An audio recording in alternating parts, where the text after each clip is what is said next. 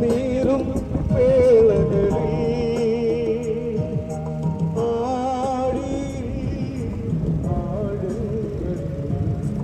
ആനന്ദം നീ എനിക്ക് ചൂരച്ചെടിയും കീഴിലും നിൻ സാന്നിധ്യമരുളും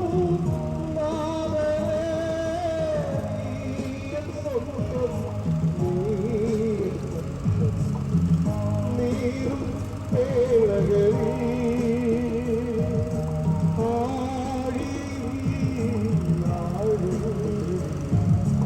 ആനന്ദം നീ എനിക്ക്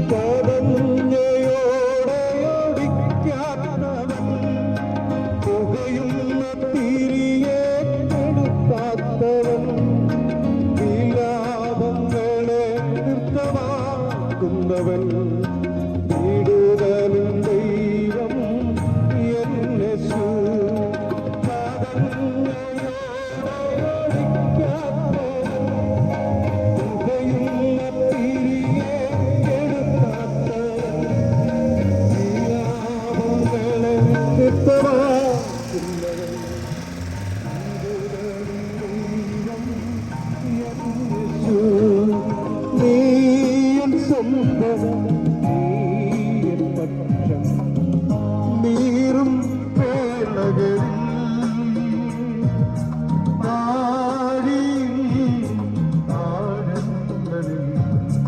ആനന്ദം നീ എനിക്ക് ചൂരച്ചെടിയും കീഴിലും സാന്നിധ്യമരുളും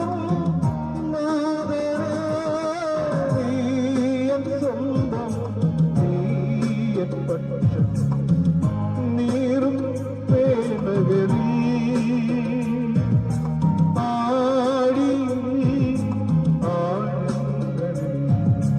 ആനന്ദം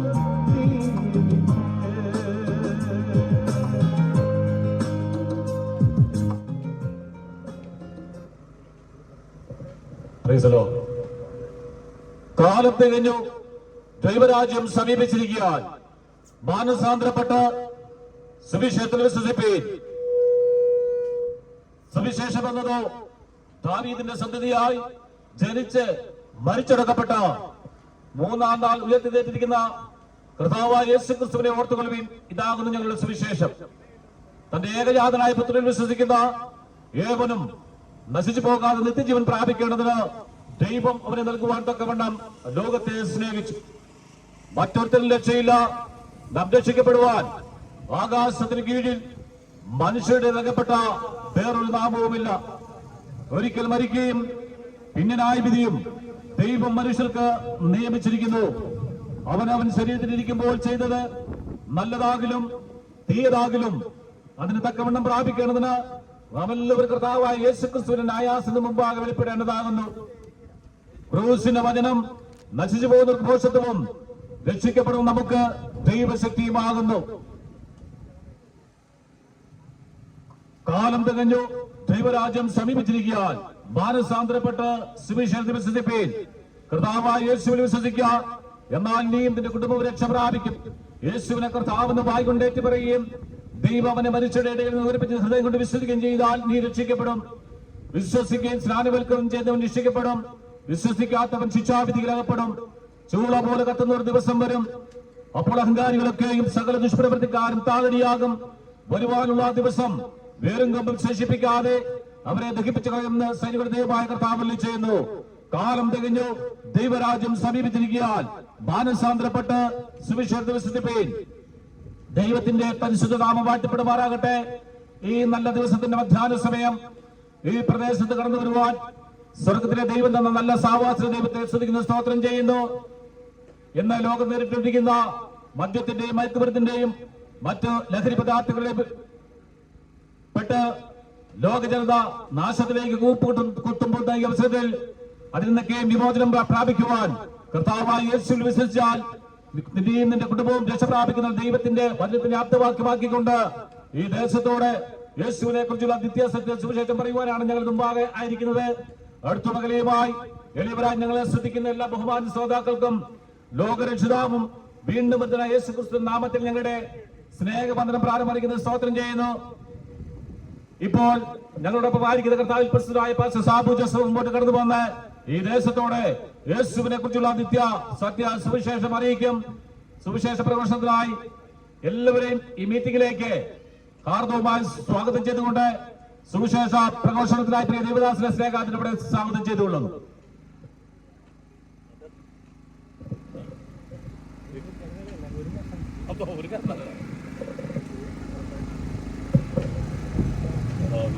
കർത്താവിന്റെ അതിപരിശുദ്ധമായ നാമം ഈ മധ്യാഹ്ന സമയം വാഴ്ത്തപ്പെടുമാറാകട്ടെ.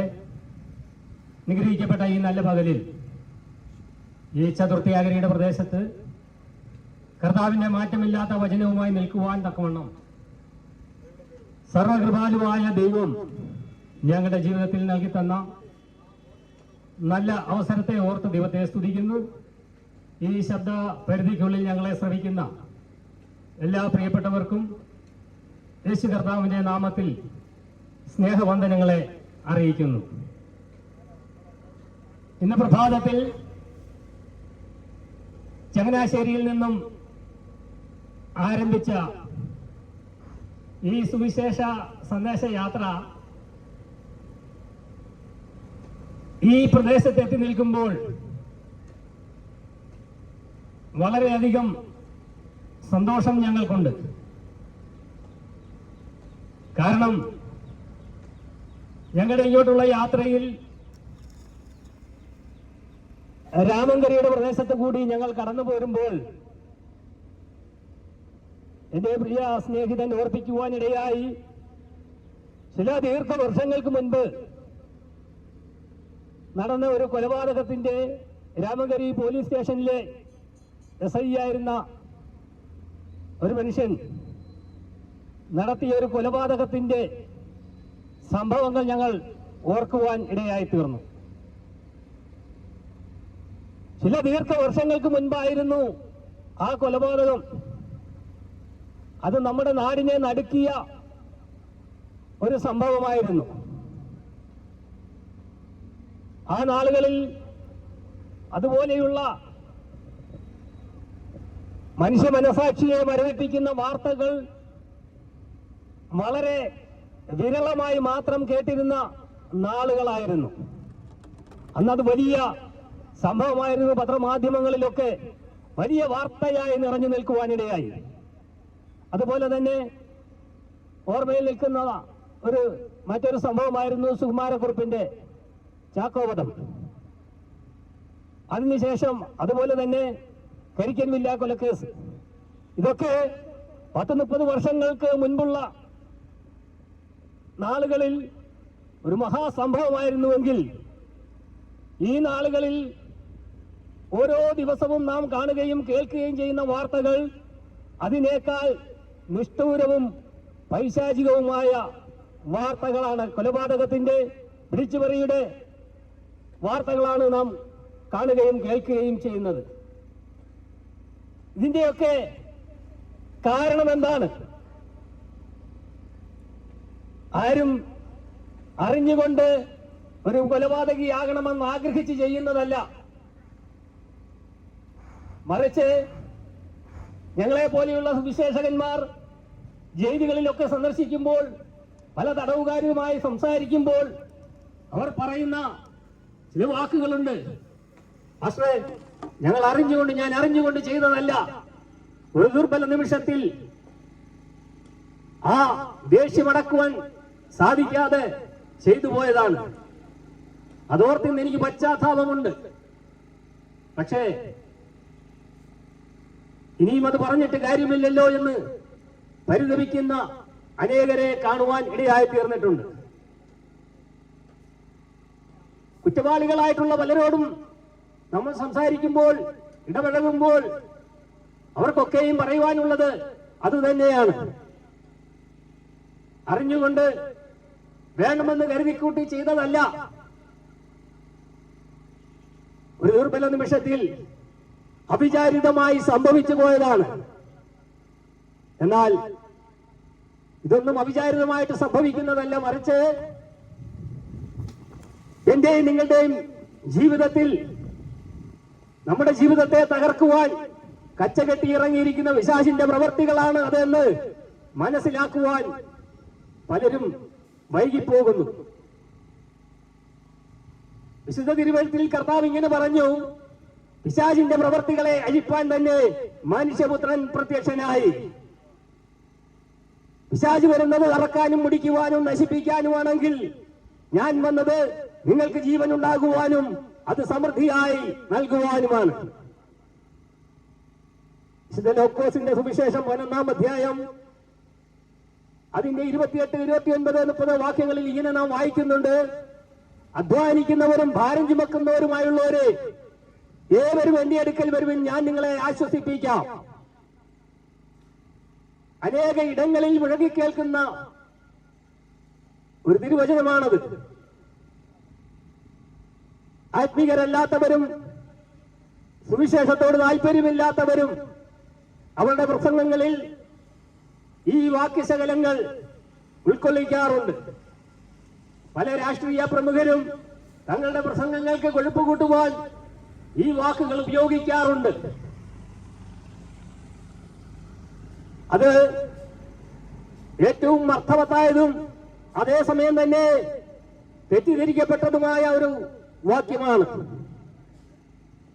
അധ്വാനിക്കുന്നവരും ഭാരം ചുമക്കുന്നവരുമായുള്ളവരെ ഏവരും എന്റെ അടുക്കൽ വരും, ഞാൻ നിങ്ങളെ ആശ്വസിപ്പിക്കാമെന്നുള്ള കർത്താവിന്റെ ക്ഷണം അത് കേവലം ആശ്ചര്യമായി പകലന്തിയോളം പാടത്ത് പണിയെടുക്കുന്ന കർഷക തൊഴിലാളികളോടോ, മുതുകിൽ ജീവിതഭാരം പേറുന്ന ചുമട്ടു തൊഴിലാളികളോടോ, പാറമടയിൽ പൊരുവെയിലത്ത് അധ്വാനിക്കുന്ന കരിങ്കൽ തൊഴിലാളികളോടോ ഉള്ള ഒരാഹ്വാനം മാത്രമല്ല, ആശ്ചര്യമായി അവരുടെ അധ്വാനത്തിൽ നിന്നും അവരെ വിടുവിച്ച് അവർക്കൊരു വിശ്രമം നൽകിക്കൊടുക്കാമെന്നുള്ള വാഗ്ദാനമല്ല, മറിച്ച്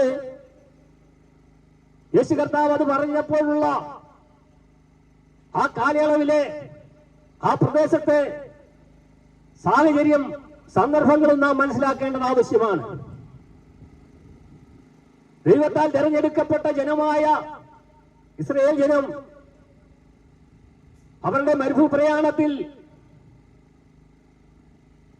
അവർ കടന്നുപോകുന്ന വഴികളിൽ ദൈവത്താൽ വേർതിരിക്കപ്പെട്ട ദൈവത്തിന്റെ സ്വന്തം ജനമായ ഇസ്രായേൽ ജനം ദൈവത്തിൽ നിന്ന് അകന്നു പോയപ്പോഴൊക്കെ വിദേശികൾ അവരെ ആക്രമിക്കുകയും കീഴ്പ്പെടുത്തുകയും അടിമത്തത്തിലാക്കുകയും ഒക്കെ ചെയ്തപ്പോൾ അവരുടെ പൈതൃകം പോലും അവർക്ക് നഷ്ടമായ സാഹചര്യത്തിൽ അവരുയർത്തിപ്പിടിച്ച ജീവിത മൂല്യങ്ങൾ അവർക്ക് നഷ്ടമാകുന്ന അവസരത്തിൽ അവർ ഒരു രക്ഷകനെ പ്രതീക്ഷിച്ചു കാത്തു. അവരുടെ ആത്മരക്ഷയ്ക്ക് മതിയാകാതെ വന്ന ന്യായപ്രമാണത്തിന്റെ ആചാരങ്ങളും കർമ്മങ്ങളുമൊന്നും തന്റെ ജനത്തിന്റെ ആത്മരക്ഷയ്ക്ക് മതിയാകുന്നതല്ല എന്ന് അവർ മനസ്സിലാക്കി. ആ തന്റെ ജനത്തെ വീണ്ടെടുക്കുവാനുള്ള ദൈവത്തിന്റെ പദ്ധതിയായിരുന്നു ദൈവം തന്റെ ഏകജാതനായ യേശു കർത്താവിനെ ഈ ലോകത്തിലേക്ക് അയച്ചത്. അങ്ങനെ രാഷ്ട്രീയമായും ആത്മീകമായും ഒരു വിടുതലിനു വേണ്ടി ആഗ്രഹിച്ചിരുന്ന ഇസ്രായേൽ ജനത്തോടുള്ള യേശു കർത്താവിന്റെ വാക്കുകളാണ് അധ്വാനിക്കുന്നവരും ഭാരം ചുമക്കുന്നവരുമായുള്ളവരെ ഏവരും എന്റെ അടുക്കൽ വരുമെൻ ഞാൻ നിങ്ങളെ ആശ്വസിപ്പിക്കാമെന്നുള്ളത്.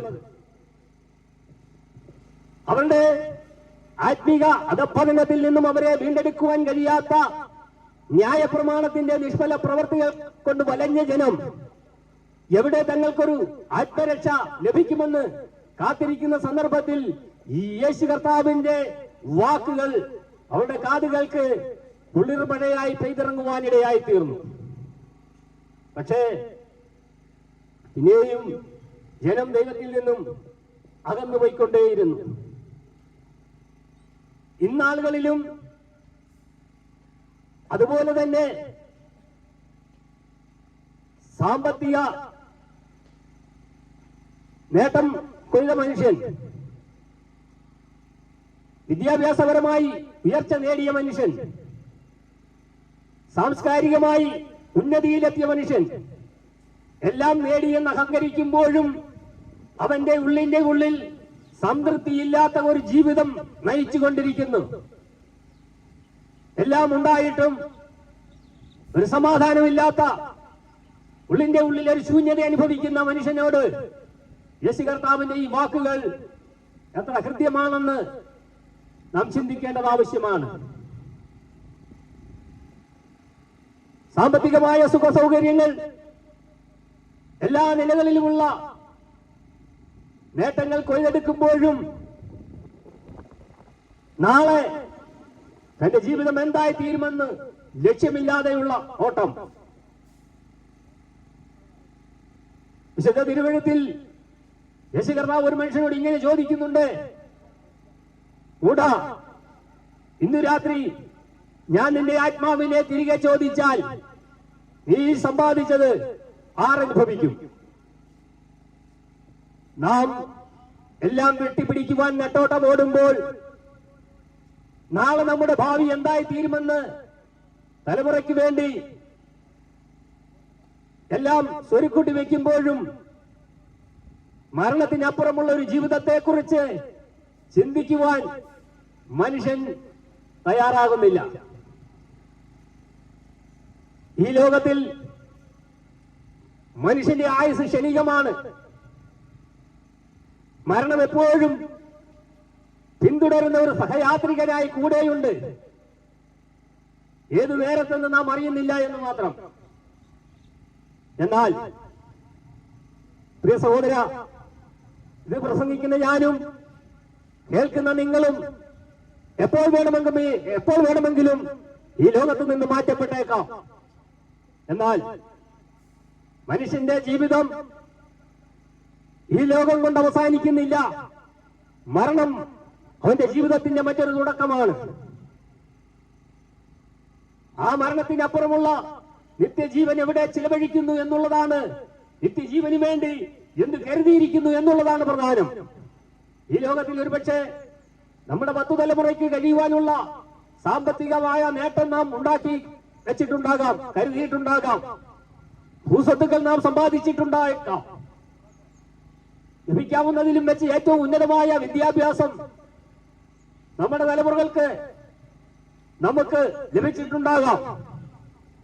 എന്നാൽ ഇതൊന്നും മനുഷ്യനെ നിത്യതയിലേക്ക് എത്തിക്കുവാൻ പര്യാപ്തമല്ല എന്ന് വിശുദ്ധ തിരുവെഴുത്ത് അടിവരയിട്ട് പ്രഖ്യാപിക്കുന്നു.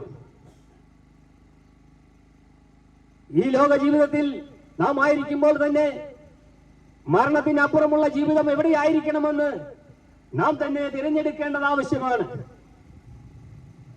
വിശുദ്ധ തിരുവെഴുത്ത് പറയുന്നു, ഒരു വ്യത്യാസവുമില്ല, എല്ലാവരും ഒരുപോലെ പാപം ചെയ്ത് ദൈവതേജസ് ഇല്ലാത്തവരായി തീർന്നിരിക്കുന്നു. പാപം ചെയ്യുന്ന ദേഹി മരിക്കുമെന്ന് തിരുവെഴുത്ത് പറയുന്നു. അങ്ങനെയെങ്കിൽ ഈ മരണത്തിനപ്പുറമുള്ള ജീവൻ സ്വർഗതുല്യമാകണമെങ്കിൽ, ദൈവത്തോടുകൂടെ ആയിരിക്കണമെങ്കിൽ നാം എന്ത് ചെയ്യണം? പാപിയായിരിക്കുന്ന മനുഷ്യന് ഒരിക്കലും ദൈവത്തോടുകൂടെ വസിക്കുവാൻ സാധ്യമല്ല. മനുഷ്യന്റെ കർമ്മങ്ങൾക്കോ ക്രിയകൾക്കോ ആചാരങ്ങൾക്കോ അനുഷ്ഠാനങ്ങൾക്കോ ഒന്നും മനുഷ്യനെ അവന്റെ പാപത്തിൽ നിന്നും വിടുവിക്കുവാൻ കഴിയാതെ ആയിരിക്കുമ്പോൾ, മനുഷ്യനെ അവന്റെ പാപത്തിൽ നിന്നും വീണ്ടെടുക്കുവാനുള്ള, രക്ഷിക്കുവാനുള്ള ദൈവത്തിന്റെ നിത്യസ്നേഹത്തിന്റെ പദ്ധതിയാണ് തന്റെ ഓമനകുമാരനെ മാനവരാശിയുടെ പാപത്തിന് പരിഹാരമായി കാൽവരി ക്രൂശിൽ യാഗമായി അർപ്പിക്കുവാനിടയായി തീർന്നത്. അന്ന് ജീവിച്ചിരുന്ന സകല മനുഷ്യരുടെയും, ഇന്ന് ജീവിച്ചിരിക്കുന്ന സകല മനുഷ്യരുടെയും, ഇനി ജനിക്കുവാനിരിക്കുന്ന സകല മനുഷ്യരുടെയും പാപങ്ങൾക്ക് പരിഹാരമായി 2023 വർഷങ്ങൾക്ക് മുൻപ് കാൽവരി ക്രൂശിൽ യേശു കർത്താവ് യാഗമായി ബലിയായി തീരുവാനിടയായി. യേശു കർത്താവിന്റെ കാൽവരി കുരിശ് മരണം എന്റെ പാപത്തിന് പരിഹാരമായിട്ടാണ് എന്ന് ആര് ഹൃദയം കൊണ്ട് വിശ്വസിക്കുന്നുവോ അവർക്ക് യേശു കർത്താവിന്റെ കുരിശ് മരണം മുഖാന്തരമുള്ള പാപമോചനം സൗജന്യമായി ലഭിക്കുവാനിടയായി തീരും. ഇന്ന് പകലിൽ എന്നെ കേൾക്കുന്ന പ്രിയ സഹോദര സഹോദരി, ഒരുപക്ഷെ ജീവിതത്തിന്റെ പ്രതിസന്ധിയുടെ ഘട്ടങ്ങളിൽ നിരാശയുടെ ആഴക്കയറിലാണ്ടിരിക്കുന്ന വ്യക്തി ജീവിതമാണോ നിങ്ങൾ? ഒരു പുരുഷായുസ് മുഴുവൻ നിന്റെ ജീവിതത്തിൽ കഷ്ടത മാത്രമേ ഉള്ളൂ, എനിക്കൊരു നല്ല ഭാവിയില്ലേ, എനിക്കൊരു സുഖജീവിതം ഉണ്ടാകുന്നില്ലേ എന്ന കരുതി പരിശ്രമിക്കുന്ന വ്യക്തി ജീവിതമാണോ നിങ്ങൾ? എന്ന് മനസ്സിലാക്കിക്കൂ.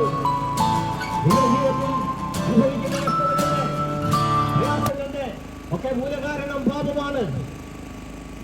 ഈ പാപത്തിൽ നിന്നും നമുക്ക് സ്വയമായി രക്ഷപ്പെടുവാൻ സാധിക്കാത്തതുപോലെ ദൈവമൊരുക്കിയ സൗജന്യമായ രക്ഷ അതനുഭവിക്കുവാനുള്ള സന്ദേശമാണ് ഇന്ന് പകൽ ഞങ്ങൾക്ക് നിങ്ങളോട് അറിയിക്കുവാനുള്ളത്. എന്നെ കേൾക്കുന്ന നിങ്ങളുടെ ഉള്ളിൽ ഒരു ചിന്ത ഉണ്ടാകാം, നിങ്ങൾ ഈ പറയുന്നത് പോലെ ഞാൻ അത്ര വലിയ പാപിയൊന്നുമല്ല, ഞാനൊരു കൊലപാതകമോ മോഷണമോ വ്യഭിചാരമോ ഒന്നും ചെയ്യുന്നില്ല, ഞാൻ അധ്വാനിക്കുന്നു, ഞാൻ എന്റെ കുടുംബം നോക്കുന്നു, എന്നെ കൊണ്ടാവും വിധം ഞാൻ മറ്റുള്ളവർക്ക് ഉപകാരങ്ങൾ നന്മകൾ ചെയ്യുന്നുണ്ട്, പിന്നെ ഞാൻ എങ്ങനെ ഒരു ഭാവിയാകുമെന്ന് നിങ്ങൾ ചിന്തിക്കുന്നുവെങ്കിൽ വിശുദ്ധ തിരുവെഴുത്ത് പറയുന്നു, ഒരു വ്യത്യാസവുമില്ല, എല്ലാവരും ഒരുപോലെ പാപം ചെയ്ത് ദൈവതേജസ് ഇല്ലാത്തവരായി തീർന്നിരിക്കുന്നു. ഈ പാപമംഗലമായ ജീവിതത്തിൽ നിന്ന് നിങ്ങളെ വിടുവിക്കുവാനുള്ള യേശു കർത്താവിന്റെ നിത്യരക്ഷാ പദ്ധതിയിലേക്കാണ് ഇന്ന് പകൽ ഞങ്ങൾ നിങ്ങളെ ഹാർദവമായി സ്വാഗതം ചെയ്യുന്നത്. അതിനുവേണ്ടി നിങ്ങൾ പുണ്യസ്ഥലങ്ങൾ സന്ദർശിക്കേണ്ട, തീർത്ഥയാത്രകൾ നടത്തേണ്ട, നേർച്ച കാഴ്ചകളോ വഴിപാടുകളോ അർപ്പിക്കേണ്ട, അർപ്പണങ്ങളും തർപ്പണങ്ങളും ഒന്നും ചെയ്യേണ്ട. നിങ്ങളായിരിക്കുന്ന ഇടത്തിരുന്നു കൊണ്ട് നിങ്ങളുടെ ഹൃദയം കർത്താവിന് വേണ്ടി ഒന്ന് തുറക്കുവാൻ മനസ്സ് കാണിക്കുന്നുവെങ്കിൽ യേശു കർത്താവ് ഇങ്ങനെ പറയുന്നു, ഞാൻ വാതിൽക്കൽ നിന്ന് മുട്ടുന്നു, ആരെങ്കിലും എന്റെ ശബ്ദം കേട്ട് വാതിൽ തുറന്നാൽ ഞാൻ അവനോടും അവൻ എന്നോടും കൂടെ അത്താഴം കഴിക്കും. ഇന്ന് പകൽ ഈ ശബ്ദം ശ്രമിക്കുന്ന പ്രിയ സ്നേഹിത, പ്രിയ സഹോദര, ഈ യേശു കർത്താവ് ഇന്ന് പകൽ നിന്നെ ക്ഷണിക്കുകയാണ്. തകർന്നുപോയ ഒരു കുടുംബ ജീവിതത്തിന്റെ ദുഃഖം പേറുന്ന വ്യക്തിയാണോ നീ? തലമുറയുടെ ഭാവിയെ ചൊല്ലി ഭാരപ്പെടുന്ന മാതാപിതാക്കളാണോ? സാമ്പത്തിക തകർച്ച നിമിത്തം, കടബാധ്യത നിമിത്തം ആത്മഹത്യയെ കുറിച്ച് ചിന്തിക്കുന്ന ഒരു വ്യക്തി ജീവിതമാണോ? നീ അഭിമുഖീകരിക്കുന്ന സകല വിഷയങ്ങൾക്കും പരിഹാരം നൽകുവാൻ കഴിവുള്ളവനായ ഈ യേശുവിനെ രക്ഷകനും കർത്താവുമായി നീ സ്വീകരിച്ചാൽ, ദൈവത്തിന്റെ മകനായി മകളായി തീർന്നാൽ, ഈ യേശു കർത്താവിലൂടെയുള്ള നിത്യരക്ഷ നിങ്ങൾക്കും അനുഭവിക്കുവാൻ സാധിക്കും. യേശു കർത്താവിന്റെ കാൽവരി ക്രൂശ് മരണം മുഖാന്തരം നമുക്ക് ലഭ്യമായത് മനുഷ്യന്റെ പാപത്തിൽ നിന്നുള്ള രക്ഷ, അവന്റെ ശാപത്തിൽ നിന്നുള്ള രക്ഷ, അവന്റെ രോഗത്തിൽ നിന്നുള്ള രക്ഷ. ഇത് മൂന്നും ഒറ്റ പാക്കേജായി സൗജന്യമായി നിങ്ങൾക്ക് ലഭിക്കുകയാണ്.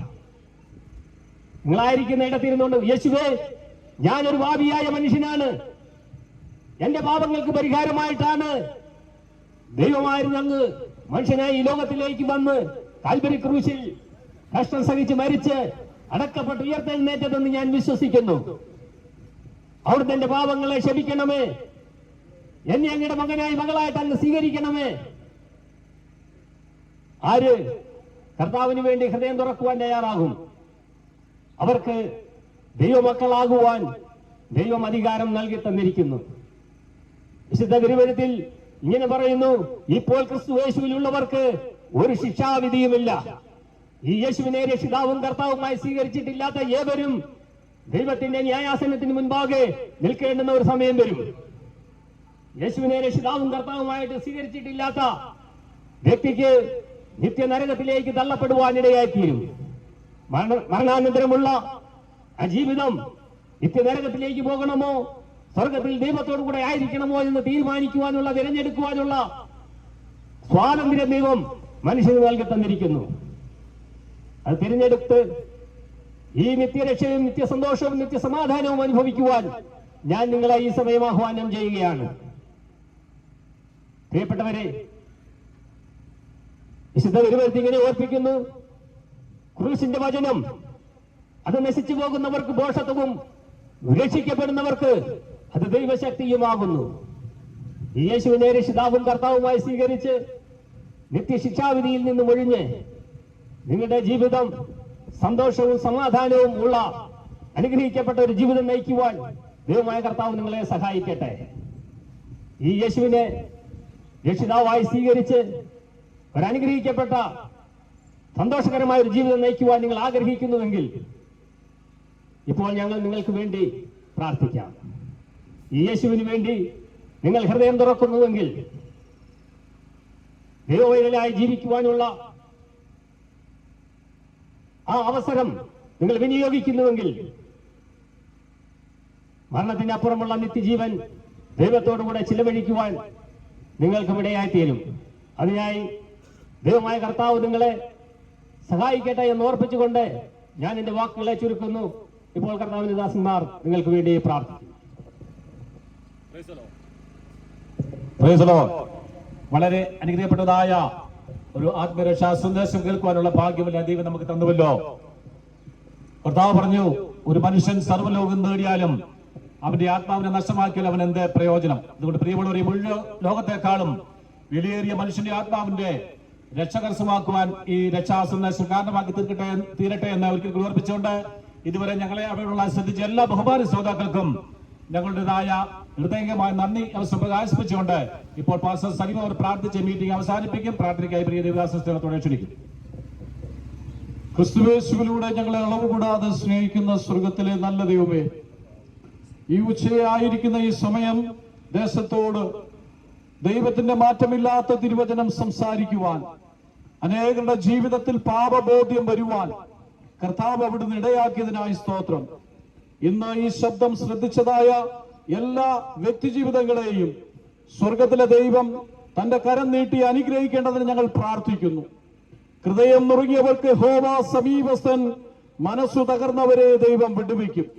ഇന്നാരെങ്കിലും ഹൃദയം നുറുക്കത്തോടെ മനസ്സു തകർന്നതായ അനുഭവത്തിൽ ഇന്ന് ഭവനാങ്കണങ്ങളിൽ ഇരിക്കുന്നുവെങ്കിൽ, വേഗത്തിൽ ചലിക്കുന്ന ദൈവത്തിന്റെ വചനത്തിന്റെ ശക്തി ഇപ്പോൾ ആ ഇരിക്കുന്ന കേട്ടതായ വ്യക്തി ജീവിതങ്ങളുടെ ഇടയിൽ ദൈവത്തിന്റെ അത്ഭുതം പ്രവർത്തിക്കട്ടെ എന്ന് ഞങ്ങൾ ദൈവത്തോട് പ്രാർത്ഥിക്കുകയാണ്.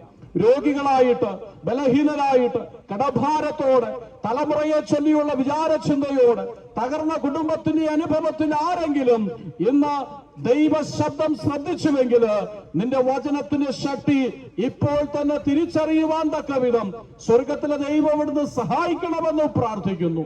ദേശത്ത് കടന്നു വരുവാനും മാറ്റമില്ലാത്ത തിരുവചനം ദേശത്തോട് അറിയിപ്പാനും തന്റെ ദാസന്മാരെയും ദൈവം കരങ്ങളിൽ വഹിച്ചതിനായി സ്തോത്രം. എല്ലാം മഹത്വം എടുക്കണം. പ്രാർത്ഥന കേട്ടതിനായി സ്തോത്രം. ഞങ്ങൾക്കായി ജീവനെ നൽകിയ യേശുവിൻ നാമത്തിൽ തന്നെ ആമേൻ. യേശുക്രിസ്തു പാപികളെ രക്ഷിക്കുന്നു. യേശുക്രിസ്തു രോഗികളെ സൗഖ്യമാക്കുന്നു. യേശുക്രിസ്തു പരിശുദ്ധാത്മാവിനെ നൽകുന്നു. യേശുക്രിസ്തു രാജാതി രാജാവായി വീണ്ടും വരുന്നു. ഇതിന്റെ ദൈവത്തെ പരിഗണിക്കുക. ആമേൻ.